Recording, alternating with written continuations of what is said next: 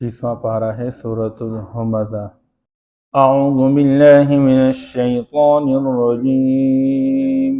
بسم اللہ الرحمن الرحیم۔ ویل لکل ہمزۃ لمزہ الذی جمع مالا وعددہ یحسب ان مالہ اخلدہ۔ صدق اللہ العظیم۔ یہ سورۃ الہمزہ ماقبل کے ساتھ اس کا تعلق مضمون کے اعتبار سے یہ ہے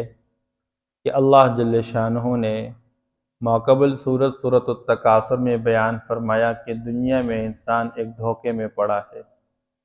اور دھوکہ یہ ہے کہ انسان سمجھتا ہے کہ میری زندگی کا مقصد زیادہ مال جمع کر لینا، زیادہ افراد جمع کر لینا، اور اس زیادہ کرنے کے بعد لوگوں پر فخر کر لینا۔ اللہ فرماتے ہیں یہ دنیاوی زندگی کا مقصد نہیں ہے۔ مقصد کیا ہے؟ الا الذین آمنوا وعملوا الصالحات۔ اللہ نے دنیاوی زندگی کے 4 بنیادی مقاصد جو کامیابی کے اصول قرار دیے گئے ہیں یہ بتلائیں، اور وہ کیا ہے؟ ایمان، اعمال صالحہ میں لگے رہنا، اور لوگوں کو حق باتوں کی وصیت کرتے رہنا، اور صبر کی تاکید کرتے رہنا۔ پھر آج کی یہ صورت مبارکہ سورۃ ہمزہ ہے۔ اس میں انسان کے ان تمام بنیادی جو 4 اصول بیان کیے گئے ہیں، اس میں لگنے کے باوجود بندہ بعض اوقات بعض بیماریوں کا شکار ہو جاتا ہے، جس کی وجہ سے اس کا جو کامیابی والا پروگرام ہے وہ ناکام ہو جاتا ہے۔ گویا کہ یہاں اس صورت کے اندر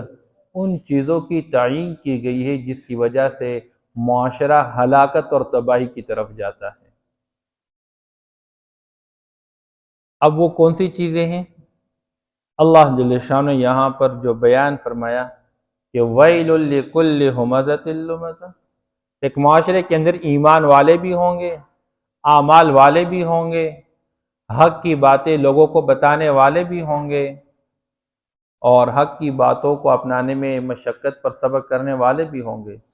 لیکن بعض ایسی چیزیں کہ وہ اسی معاشرے والوں کے لیے تباہی و بربادی کا باعث بن جائیں، اور اللہ نے خود فرمایا کہ تباہ و برباد ہو جائے وہ معاشرہ۔ ہلاکت اور تباہی و بربادی ہے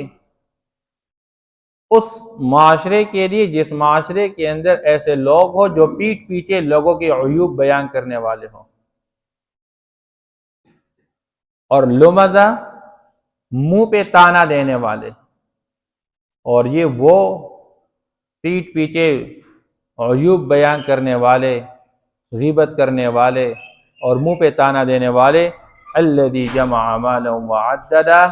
جنہوں نے زندگی کو بس یہی منتہا زندگی کا بنا رکھ چکے ہیں کہ ساری زندگی مال جمع کرنے میں لگے رہے اور اس کو گننے میں لگے رہے، ساری زندگی اس میں لگا دی، اور یحسب ان مالہ اخلدہ، اس کا گمان یہ ہوتا ہے کہ یہ اس کا مال ہمیشہ رہے گا۔ اب یہ وہ بنیادی چیزیں اللہ پاک بیان فرماتے ہیں۔ اب میں بات کرنے والا سوچوں کہ میں اس حوالے سے کتنا عمل کرنے والا ہوں، ان چیزوں سے کتنا بچنے والا ہوں، اور پھر سننے والے کس درجے کے۔ آج معاشرے کے اندر ہر بندہ دوسرے کی طرف انگلی اٹھا کے کہتا ہے فلاں کی وجہ سے ایسا ہو رہا ہے، اور فلاں ایسا ہے، فلاں ایسا ہے، اور کوئی یہ نہیں کہ میں ایسا ہوں۔ تو بعض اوقات پیٹھ پیچھے بیان کیا جاتا ہے تو اس کو کہتے ہیں ہمزہ، پیٹھ پیچھے کسی کی برائی کر لینا، اور دوسرا ہے کہ منہ پہ تانے دینا، تیری وجہ سے ایسا ہو رہا ہے، تو ایسا ہے، تو اس کو کہتے ہیں لمزہ۔ اس لیے شریعت کا مزاج یہ ہے کہ مسلمان کے عیوب کو ٹٹولنے میں مت لگیں۔ قرآن نے اسلامی معاشرے کے اندر کامیاب معاشرے کے اصول جو بیان کیے ہوئے ہیں، اور معاشرے کی ترقی کے جو حوالے سے جو قواعد بیان کی، اس میں سے ایک بات یہ بھی ہے، یا ایھا الذین آمنوا اجتنبوا کثیرا من الظن، بدگمانی سے اپنے آپ کو بچا کے رکھو۔ ان بعض الظن اثم، بعض گمان گناہ ہوتے ہیں۔ یہ الگ ایک مسئلہ ہے کہ باپ اپنے بیٹے بارے میں بدگمان رہے، اس پر کوئی پکڑ نہیں، کیونکہ باپ کی ذمہ داری ہے کہ بیٹا کہیں سرکش نہ بن جائے، غلط لوگوں کے ہاتھ میں لگ جائے۔ ہر وقت بیٹا کہاں گئے تھے، کس کے ساتھ گئے تھے، بھائی اتنا ٹائم آپ باہر گزار دیا کیوں؟ باپ کی ذمہ داری ہے۔ استاد کی ذمہ داری اپنے شاگرد کی تربیت کرے، اس لیے شریعت کا مزاج یہ ہے، بیٹا جب تک خود کھا نہ سکے، پی نہ سکے، اپنی پاکی نہ کر سکے، اپنے آپ کو صاف نہ کر سکے، تب تک یہ ماں کے پاس تربیت میں رہے اگر ماں باپ کی جدائی آ گئی۔ لیکن جب بچہ اس درجے پہنچ گیا کہ وہ خود کھانے والا، پینے والا، اپنے آپ کو صاف کرنے والا بن گیا، اور بعض فقہا نے 7 سال کی عمر تک کی قید لگائی ہے،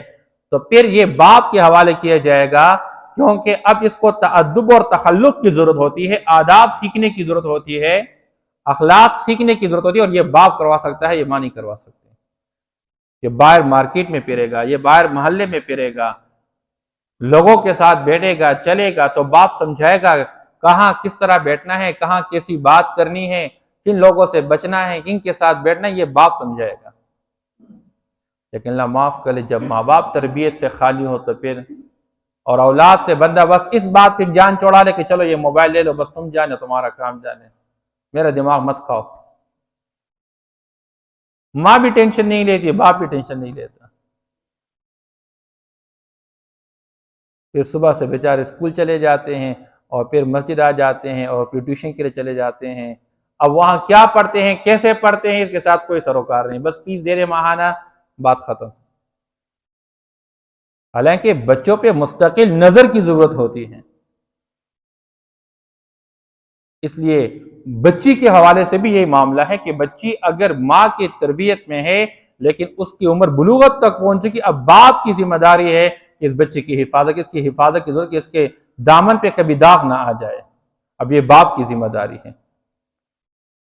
لیکن اس معاشرے میں بندہ کیا کہہ سکتا ہے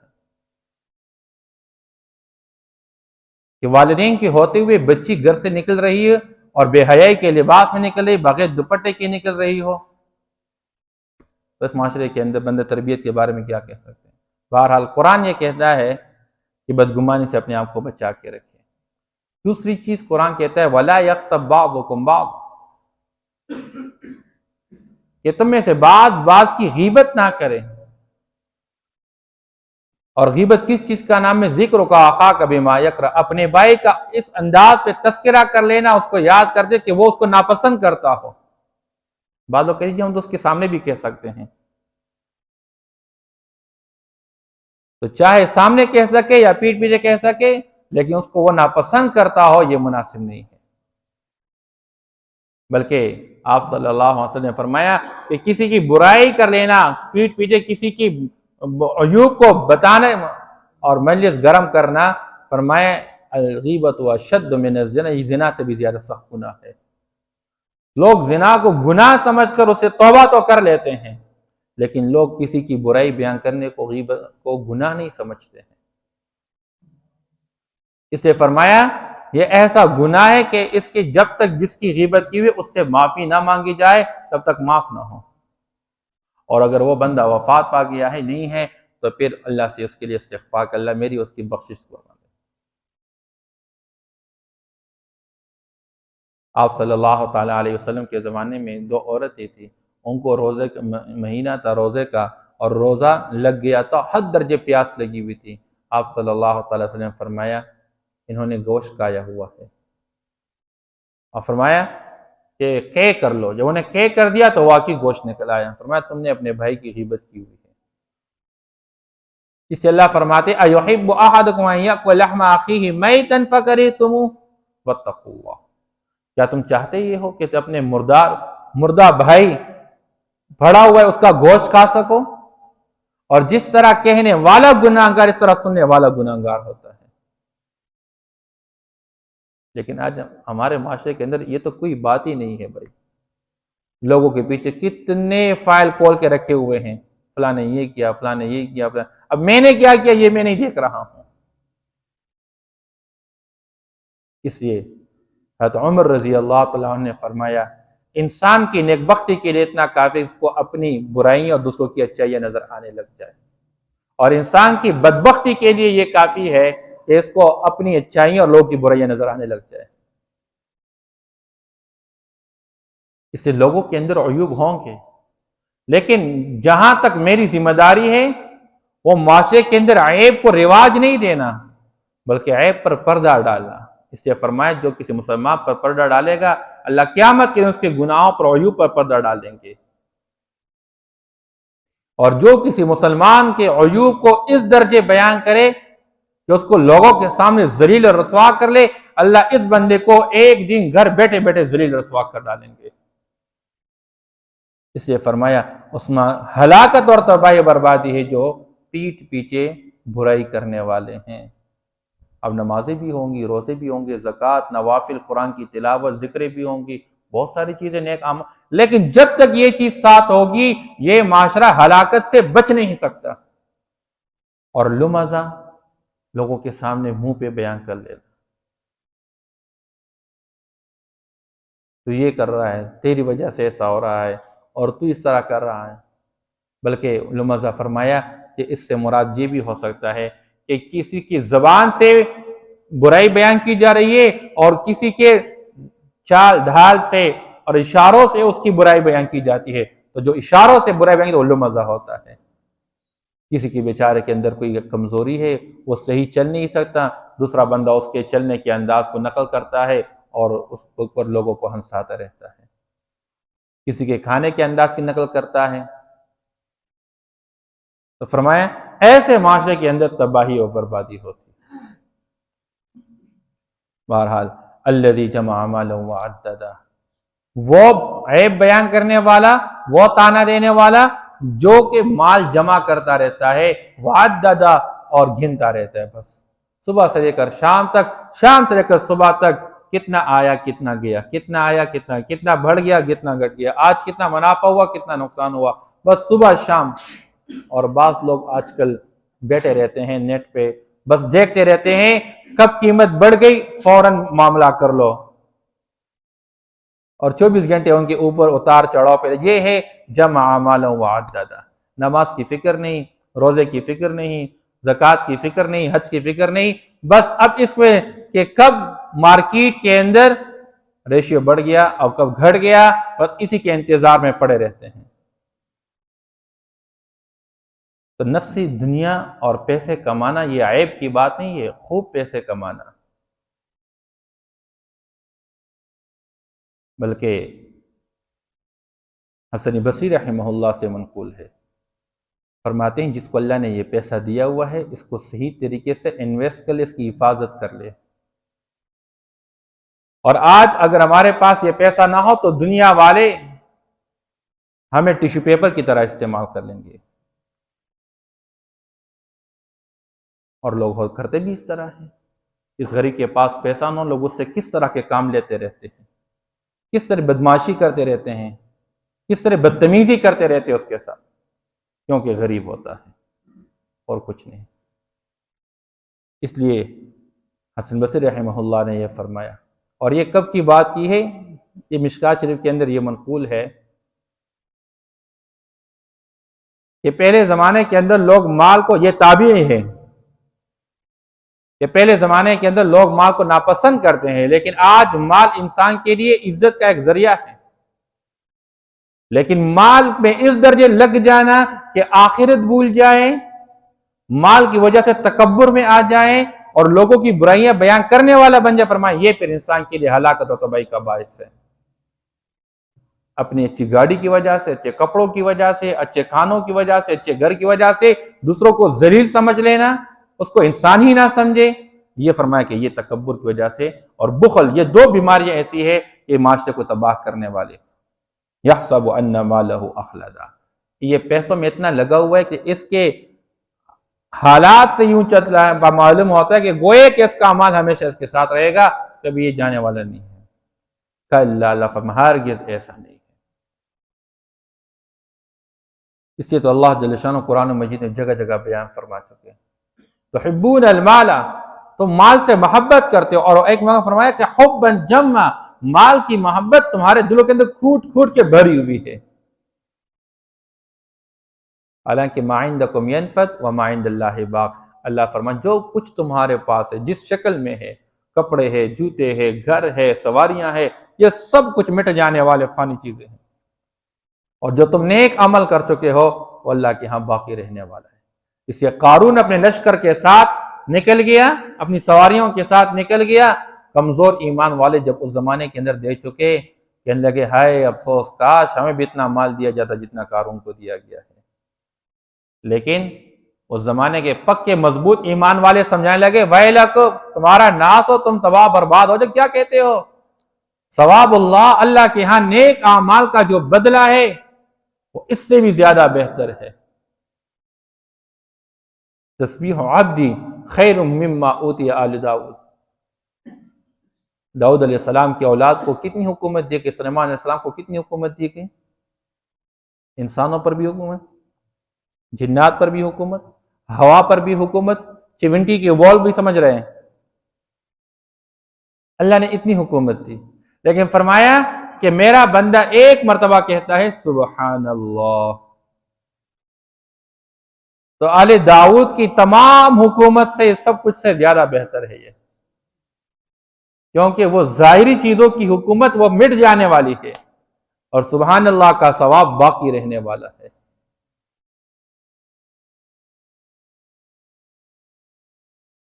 اس لیے اللہ جل شانہ یہاں پر بیان فرماتے ہیں۔ تو اچھا، وہ جو قارون کے سامنے کمزور ایمان والے یہ بات کہہ چکے ہیں، لیکن جب اللہ نے زمین میں دھنسا دیا تو کہنے لگے شکر ہے کہ ہمیں یہ مال نہیں دیا گیا ہے، اور آج ہم بھی دھنسا دیے جاتے ہیں۔ اس لیے اللہ فرماتے ہیں کلا، ہرگز ایسا نہیں ہے، لَيُنبَذَنَّ فِي الْحُطَمَةِ، ضرور بھی ضرور پھینکا جائے گا یہ انسان، ڈال دیا جائے گا، کہاں پہ؟ فِي الْحُطَمَةِ، ایسی جگہ میں جو چورا چورا کرنے والے، رون پانے والی ہو، اور وہاں پر وما ادراک ما الحطمہ، اور آپ کو کیا خبر کہ وہ چورا چورا کرنے والی جگہ یا وہ چیز کیا ہے؟ نار اللہ الموقدہ، وہ اللہ کی بھڑکائی ہوئی آگ ہے، اللہ نے بھڑکا دی ہے وہ آگ۔ آپ صلی اللہ علیہ وسلم نے فرمایا جہنم کی آگ کو اللہ نے 1000 سال تک جلایا تو وہ سرخ ہو گئی، پھر 1000 سال جلایا پھر وہ سفید ہو گئی، پھر 1000 سال جلایا، اس کے بعد وہ کالی سیاہ آگ بن گئی۔ اب 3000 سال آگ جلا دی جائے تو اس کا کیا کیفیت ہوگی؟ التی تطلع علی الافئدہ، وہ آگ جو انسانوں کے دلوں پہ جا پہنچے گی۔ دنیا کی آگ پہلے ظاہری بدن کو خراب کرتی اور پھر اندر کو خراب کر دیتی ہے، جہنم کی آگ کا یہ خاصہ ہے کہ پہلے دل کو برباد کر ڈالے گی اور پھر بدن کو خراب کرے گی، کیونکہ یہ دل مرکز ہے۔ آپ صلی اللہ تعالی وسلم نے فرمایا ان فی الجسد لمضغہ، اس بدن کے اندر گوشت کا ایک ٹکڑا ہے، اذا صلحت صلح الجسد کلہ،